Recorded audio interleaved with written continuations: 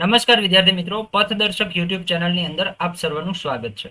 ગુજરાત હાઈકોર્ટની અંદર જે બેલીફની ભરતી આવી છે, તો આ બેલીફની ભરતીની અંદર શું લાયકાત છે, એની પરીક્ષા પદ્ધતિ શું હશે, પગાર ધોરણ શું હોય છે, કુલ કેટલી જગ્યાઓ છે અને ઉંમર મર્યાદા શું છે, આ તમામ બાબતોની આપણે આજના આ વિડીયોની અંદર ચર્ચા કરવાના છીએ. તો ઝડપથી વિડીયોની લિંકને તમારા વધુમાં વધુ મિત્રો સુધી શેર કરી દો અને વિડીયોને લાઈક કરવાનું બાકી હોય તો વિડીયોને લાઈક અવશ્ય કરી દો.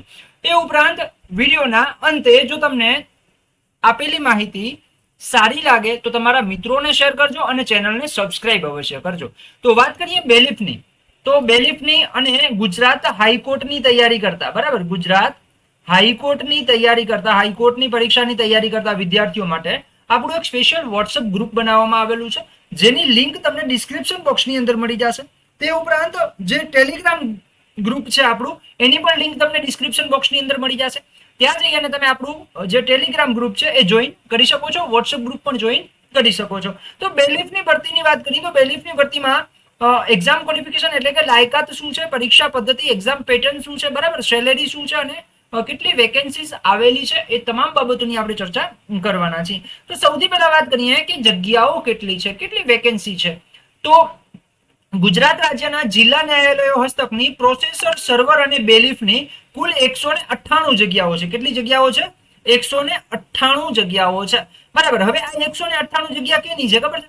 કે જે જિલ્લા ન્યાયાલયો છે, શું છે? જિલ્લા ન્યાયાલયો છે, એની અંદર 198 જગ્યાઓ છે.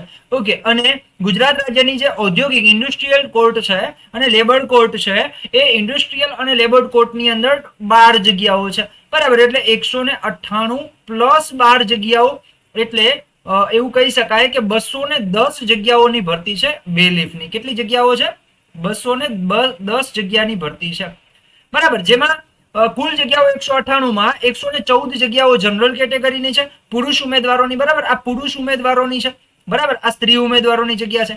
ઓકે. પુરુષ ઉમેદવારોની જનરલ કેટેગરીમાં 114 છે, બરાબર. હવે આમાં કેવું થાય કે જનરલ ઓબીસી કેટેગરીનો કોઈ ઉમેદવાર છે જે હાઈ મેરિટ છે એનું, તો એ જનરલ કેટેગરીમાં ગણાતો હોય છે, બરાબર. એસસી કેટેગરી 10 જગ્યા છે, એસટી ની 20 જગ્યા છે, એસીબીસી ની 39 જગ્યા છે અને ઈડબ્લ્યુએસ ની 15 જગ્યાઓ છે.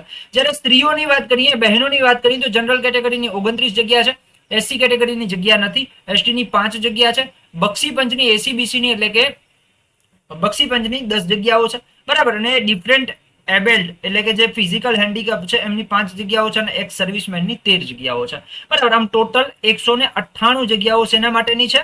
તો કે જિલ્લા ન્યાયાલય માટેની છે, ડિસ્ટ્રિક્ટ કોર્ટની અંદર જે આવતી બેલીફની જગ્યાઓ છે એના માટેની જગ્યા છે. ઓકે. ગુજરાત રાજ્યના જે ઔદ્યોગિક એટલે કે ઇન્ડસ્ટ્રીયલ કોર્ટ છે, તે ઉપરાંત લેબર કોર્ટ છે એટલે કે મજૂર ન્યાયાલયો છે, એ હસ્તકની જે બેલીફ પ્રોસેસ સર્વરની કુલ 12 જગ્યાઓ છે. જેમાં કેટેગરી વાઇઝ જોઈએ તો જનરલ કેટેગરી પુરુષ ઉમેદવારોની 8 જગ્યા છે, એસટી કેટેગરીની 1 જગ્યા છે, એસીબીસી ની જગ્યા 2 છે અને ઈડબ્લ્યુએસ ની 1 જગ્યા છે.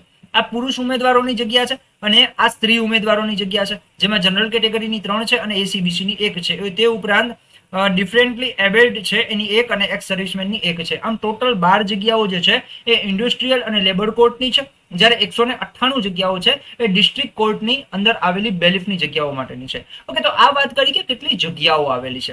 એનાથી આગળ વાત કરીએ તો એની વય મર્યાદા શું છે? તો વય મર્યાદા આપણે જોવા જઈએ તો અરજી કરવાની જે છેલ્લી તારીખ છે ને, એ તારીખના રોજ જે ઉમેદવાર છે એની ન્યૂનતમ એટલે કે ઓછામાં ઓછી ઉંમર કેટલી હોવી જોઈએ? 18 વર્ષ હોવી જોઈએ, બરાબર. અને વધુમાં વધુ 33 વર્ષ સુધી તમે આ જે ફોર્મ છે એ ફિલ કરી શકો છો. હવે 33 વર્ષ છે વત્તા એની અંદર અનામતનો લાભ મળે છે. ઓકે. સામાન્ય કેટેગરી ઉમેદવારોને લાભ નથી મળતો, જ્યારે અનુસૂચિત જાતિ, અનુસૂચિત જનજાતિ, સામાજિક શૈક્ષણિક રીતે પછાત વર્ગ અને અન્ય જે આર્થિક નબળા વર્ગ છે એટલે કે ઈડબ્લ્યુએસ છે, બરાબર ને, એસસી, એસટી, ઓબીસી, બરાબર, એસસી, એસટી, ઓબીસી અને ઈડબ્લ્યુએસ, એમને 5 વર્ષની છૂટછાટ મળે છે. એટલે કે 33 વત્તા 5 વર્ષની છૂટછાટ એટલે કે 38 વર્ષનો ઉમેદવાર જે છે એ આ કેટેગરીમાં આવતો હોય તો તે ફોર્મ ભરી શકે છે. તે ઉપરાંત તમામ જે બહેનો છે, મહિલાઓ છે, એમને 5 વર્ષની છૂટછાટ મળવા પાત્ર છે. ઓકે. અને ડિફરન્ટલી એબલ્ડ જે છે એમને 10 વર્ષની છૂટછાટ મળવા પાત્ર છે. ઓકે. અને લશ્કરમાં બજાવેલ સેવા ઉપરાંત 3 વર્ષની છૂટછાટ મળવા પાત્ર છે. ઓકે. તો એ પણ આપણે યાદ રાખજો, કારણ કે આ ધ્યાનમાં રાખીને જે છે ઘણા બધા વિદ્યાર્થીઓ એવા હોય છે કે એમને એવું હોય કે સાહેબ હવે મારી ઉંમર થઈ ગઈ, મારે હું કદાચ ફોર્મ નહીં ભરી શકું, બરાબર. તો તમે ફોર્મ ભરી શકો છો કે નથી ભરી શકતા, જો તમે આ ઉંમર ક્રાઇટેરિયાની અંદર આવો છો તો તમે ફોર્મ ભરી શકશો. ઓકે, એનાથી આગળ વાત કરીએ કે લાયકાત શું જોઈએ. તો જે બેલીફનું ફોર્મ ભરી રહ્યા છે જે ઉમેદવારો, એમને ધોરણ 12 સમકક્ષનું રિઝલ્ટ એમની પાસે હોવું જોઈએ, બરાબર. હવે આમાં એવું થાય કે ઘણા આઈટીઆઈ નો કોર્સ કરેલો હોય, બરાબર. આઈટીઆઈ નો કોર્સ કરેલો એટલે કે ધોરણ 10 પાસ કર્યા પછી 2 વર્ષનો આઈટીઆઈ નો કોર્સ કરેલો હોય ને, તો એ 12 સમકક્ષ ગણાય. શું ગણાય? 12 સમકક્ષ ગણાય. તો એ પણ ફોર્મ ભરી શકે, બરાબર. એ ઉપરાંત એક તો 12 પાસનું રિઝલ્ટ જોઈએ, અથવા તો 10 પ્લસ 2 વર્ષનો આઈટીઆઈ નો કોર્સ કરેલો હોય તો એના માટે ગાંધીનગરથી એક સર્ટી અને લેવાનું હોય છે 12 સમકક્ષનું, બરાબર. તો એ ફોર્મ ભરી શકે છે. ઉમેદવાર પાસે સાયકલ કે માન્ય ડ્રાઇવિંગ લાયસન્સ સાથે દ્વિચક્રી વાહન ચલાવવાનું જ્ઞાન હોવું જોઈએ. ઓકે, ઉમેદવાર સરકાર દ્વારા નિર્ધારિત કોમ્પ્યુટરનું પાયાનું જ્ઞાન ધરાવતા હોવા જોઈએ, બરાબર. એટલે કે તમને બેઝિક કોમ્પ્યુટર નોલેજ હોવું જોઈએ, બરાબર. હવે આની અંદર એવું થાય કે તમારે 10મામાં અથવા તો 12મામાં કોમ્પ્યુટર એક વિષય તરીકે તમે પરીક્ષા આપેલી હોય તો પણ વાંધો ના આવે, બરાબર. અન્યથા તમે કોઈ પણ પ્રાઇવેટ પબ્લિકેશનનું જે છે સર્ટિફિકેટ હોય તમારી પાસે તોય વાંધો ના આવે. અત્યારે ખાલી તમારે યસ અથવા નો કરવાનું હોય છે ઓપ્શનમાં, બરાબર. અત્યારે તમારે સર્ટિફિકેટ નંબર નાખવાનો હોતો નથી ફોર્મ ભરતી વખતે. ઓકે, અને એ ઉપરાંત ઉમેદવાર પાસે ગુજરાતી અને હિન્દી ભાષાનું પૂરતું જ્ઞાન હોવું જોઈએ, બરાબર. તો આ એની લાયકાત છે. એનાથી આગળ વાત કરીએ તો પરીક્ષા ફી શું છે. જો ક્યાંક ને ક્યાંક એવું કહી શકાય કે આ વિદ્યાર્થીઓ માટે, ગરીબ વિદ્યાર્થીઓ માટે ખૂબ જ પેલું કહેવાય, નુકસાનકારક કહેવાય. ગરીબની પણ જોવા જઈએ તો મોસ્ટ ઓફ તૈયારી કરતો વર્ગ છે એ વિદ્યાર્થીઓ હંમેશા સ્ટ્રગલ કરતા હોય છે આર્થિક રીતે, બરાબર. તો એમના માટે આટલી બધી ફી એ જોવા જઈએ તો એક રીતે અયોગ્ય જ છે, બરાબર.